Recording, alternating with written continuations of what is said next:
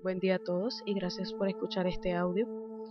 Este audio va dedicado más que todo a las personas que van a iniciar o ya iniciaron la carrera de medicina y están en el primer año o lo que es llamado o denominado, por lo menos en mi país, premédico.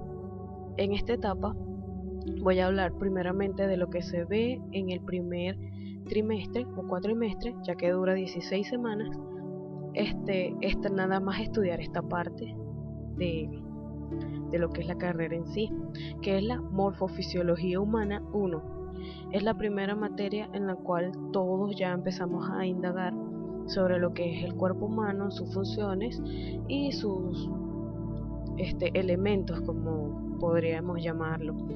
Yo le agradecería a todos los que escucharan esto, que después de haber escuchado de manera resumida lo que trata la Morfofisiología Humana 1, indaguen más sobre el tema, busquen términos y definiciones que no comprendan, por ejemplo de las palabras que suenen extrañas a sus oídos o de que simplemente tienen alguna duda y no puedan entender lo que se dice.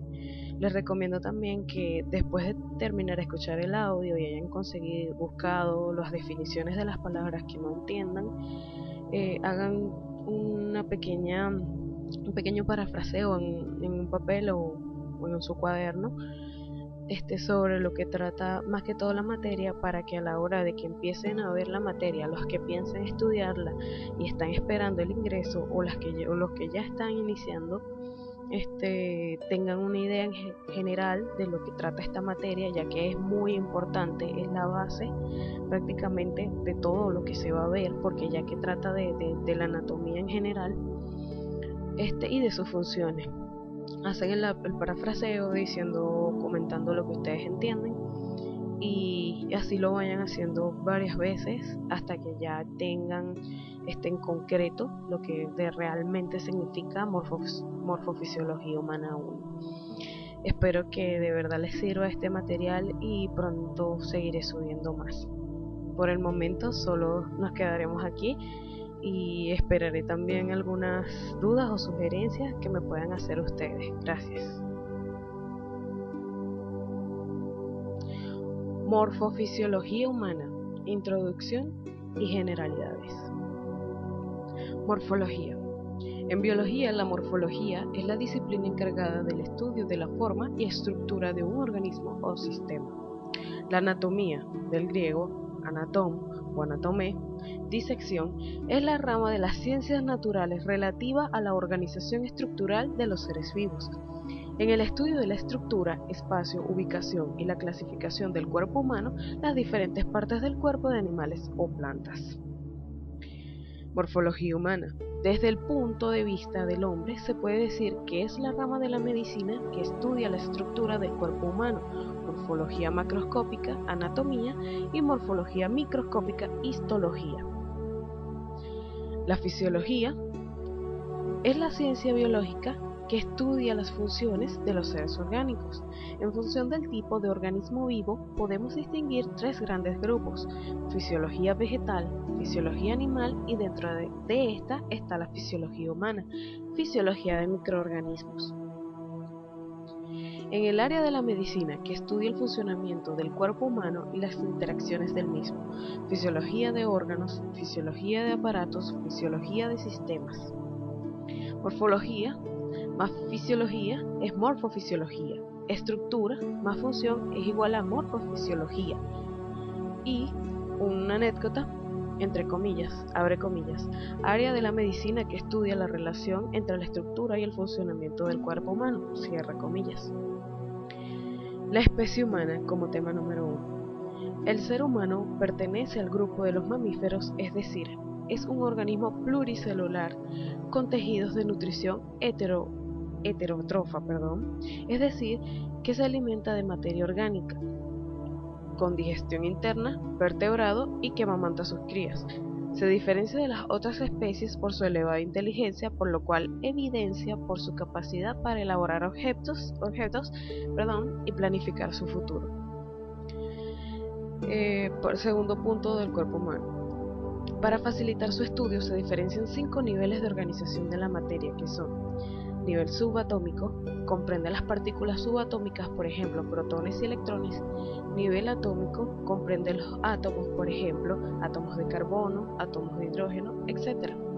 Nivel molecular comprende las moléculas que son la unión de dos o más átomos, por ejemplo, las moléculas de agua H2O, moléculas de glucosa C6H12O6, etc. Nivel celular comprende las células, por ejemplo, células nerviosas, células musculares. Y nivel pluricelular comprende los tejidos, los órganos, los sistemas y los aparatos, por ejemplo, el tejido conjuntivo, el riñón, el sistema nervioso, el aparato respiratorio, etc. Tipos de moléculas del cuerpo humano. Son las denominadas biomoléculas humanas y se clasifican en un grupo general llamado biomoléculas. Este grupo general se divide en dos subgrupos, inorgánicas y orgánicas. El grupo de las inorgánicas se componen de agua, gases y sales minerales, y de las orgánicas, glúcidos, lípidos, proteínas y ácidos nucleicos. Los glúcidos, como por ejemplo podríamos mencionar la glucosa, la celulosa, el almidón, lípidos, grasas y colesterol, proteínas, albumina y colágeno, y ácido nucleico son lo que vendrían siendo el ADN y el ARN. Biomoléculas inorgánicas son las que no están constituidas básicamente por átomos de carbono y de hidrógeno, por ejemplo, el agua, que constituye el 63% del peso del cuerpo. Los gases que intervienen en la respiración, que son el oxígeno y el dióxido de carbono, el cloruro sódico que hay disuelto en la sangre y en el interior de las células, el carbonato cálcico y el fosfato cálcico que constituyen los huesos. Y están las otras que sí están constituidas básicamente por átomos de carbono y átomos de hidrógeno, que son las biomoléculas orgánicas. Los glúcidos están constituidos por carbono, hidrógeno y oxígeno, por lo cual también se denominan hidratos de carbono. Ejemplos son la glucosa que hay disuelta en la sangre y en el interior de las células, y el glucoseno que hay depositado en las células musculares y que puede degradarse dando lugar a centenares de glucosas. Y los lípidos están constituidos básicamente por carbono e hidrógeno y generalmente una ínfima cantidad de oxígeno. Son sustancias insolubles en agua y solubles en disolventes orgánicos como el benceno, por ejemplo, las grasas y el colesterol. Proteínas están constituidas por decenas o centenares de aminoácidos, moléculas que contienen un grupo de ácido y un grupo de amino, por ejemplo, la albumina presente en la sangre y el colágeno presente en la piel. Son claros ejemplos de lo que son aminoácidos.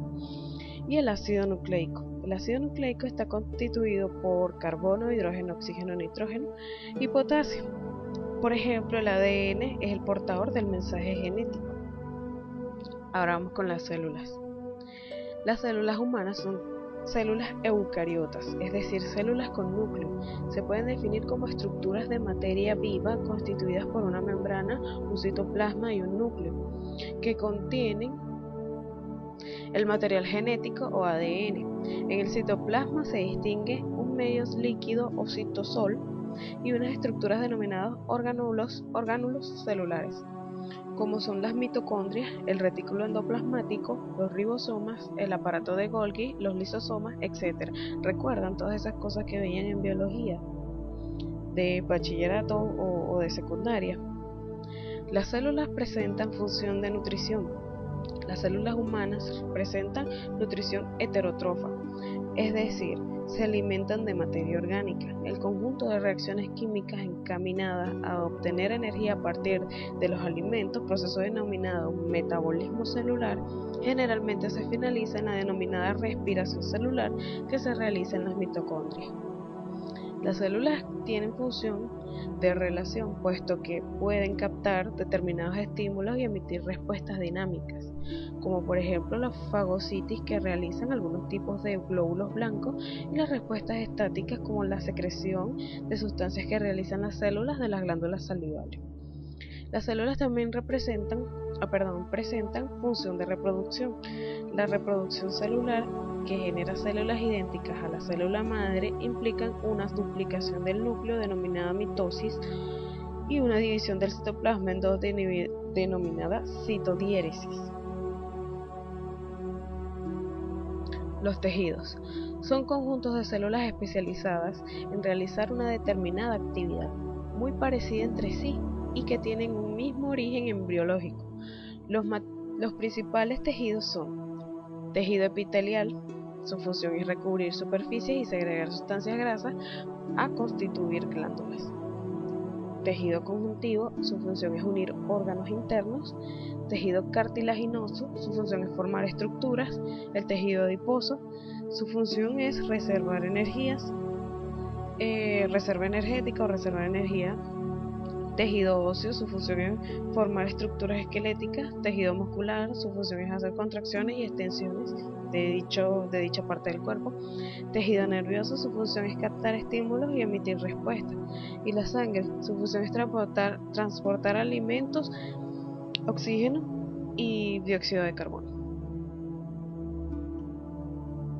Los órganos son estructuras constituidas por varios tejidos que conjuntamente realizan un acto. Por ejemplo, el corazón, que es el órgano que impulsa la sangre y que está constituido por tejido muscular, tejido nervioso, tejido conjuntivo y sangre. Sistemas son conjuntos de órganos formados por los mismos tipos de tejidos que pueden realizar actos independientes. Se distinguen 6 sistemas diferentes que son sistema nervioso, sistema muscular, sistema óseo, sistema endocrino, sistema tegumentario y sistema linfático. Aparatos son conjuntos de órganos que pueden ser tejidos muy diferentes, que actúan coordinadamente en la relación de una función. Por ejemplo, el aparato digestivo presenta órganos tan diferentes como los dientes y el intestino, que pese a ello cooperan para realizar una función general que vendría siendo el proceso digestivo. Se distinguen 5 aparatos diferentes que son aparato circulatorio, aparato respiratorio, aparato digestivo, aparato excretor, aparato reproductor. Aclaro que este material solo tiene fines académicos, para estudiar, aprender y conocer un poco más sobre la carrera que estamos estudiando. No garantiza ningún tipo de certificado ni otorga ningún tipo de reconocimiento, solo es académico.